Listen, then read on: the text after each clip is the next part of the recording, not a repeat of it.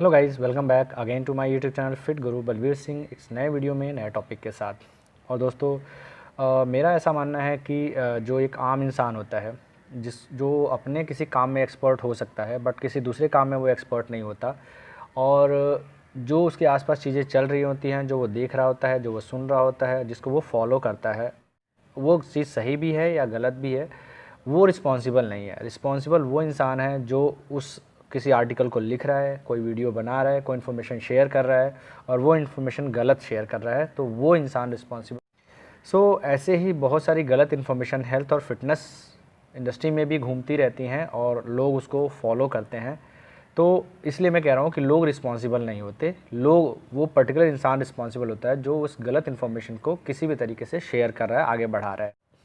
ऐसे ही कुछ गलत इन्फॉर्मेशन हमारे आसपास घूमती रहती है वेट लॉस को लेके, कि अगर आपको वेट लॉस करना है तो रात के अगर 8-9 बजे के बाद कार्बोहाइड्रेट इंटेक कम कर देंगे तो आपका वेट लॉस होना शुरू हो जाएगा।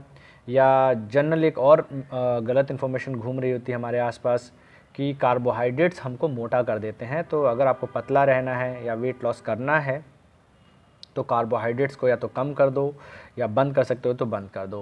इस टाइप की गलत इन्फॉर्मेशन घूमती है। अब मैं गलत क्यों कह रहा हूँ? गलत इसलिए कह रहा हूँ कि नॉर्मली जो 1 ग्राम कार्बोहाइड्रेट होता है उसके अंदर 4 कैलोरीज़ होती है, और 1 ग्राम जो प्रोटीन होता है उसके अंदर भी 4 कैलोरीज़ होती है। तो इन दोनों में कैलोरीज़ बराबर होती है। डेफिनेटली बॉडी में जाके इनका रोल अलग अलग होता है, बट वो डिपेंड करता है कि बॉडी के अंदर वैसी ज़रूरत है कि नहीं है। और 1 ग्राम फैट के अंदर 9 कैलोरीज़ होती है। कार्ब्स एंड फैट दोनों ही एनर्जी के अच्छे सोर्स हैं।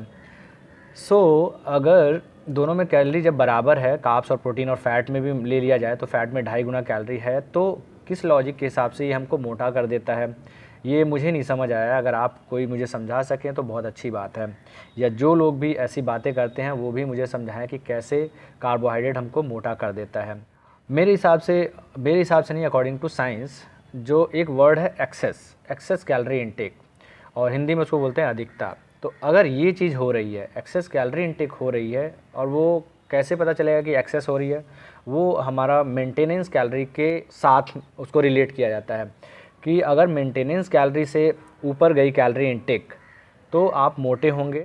उससे कोई फ़र्क नहीं पड़ता कि जो एक्सेस कैलोरी इनटेक हुई है वो कार्बोहाइड्रेट से हुई है, फैट से हुई है, प्रोटीन से हुई है, क्योंकि तीनों ही मैक्रोन्यूट्रिएंट बॉडी में जाके अगर ज़रूरत नहीं है तो बॉडी उनको स्टोर कर लेती है।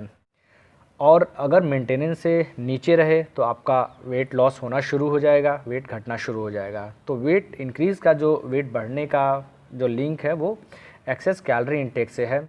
उससे कोई फ़र्क नहीं पड़ता कि आप रात को खा रहे हैं, 8 बजे के बाद खा रहे हैं कि नहीं खा रहे हैं, क्या खा रहे हैं, कार्बोहाइड्रेट खा रहे हैं, अच्छा कार्बोहाइड्रेट खा रहे हैं, गुड क्वालिटी प्रोटीन खा रहे हैं, इससे कोई फ़र्क नहीं पड़ता बॉडी को। अगर एक्सेस हुई कैलोरी इनटेक तो आपका वेट बढ़ेगा, आप मोटे हो जाएंगे।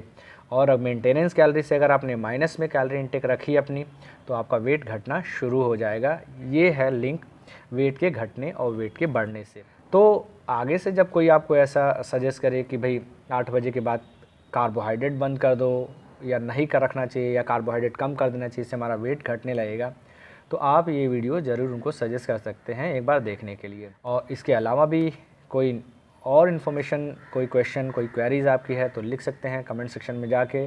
डेफिनेटली मैं उसका रिप्लाई करूँगा according to my best knowledge. मिलते हैं अगले वीडियो में, ऐसे ही किसी फिर नए टॉपिक पे बात करेंगे। Bye bye guys and take care.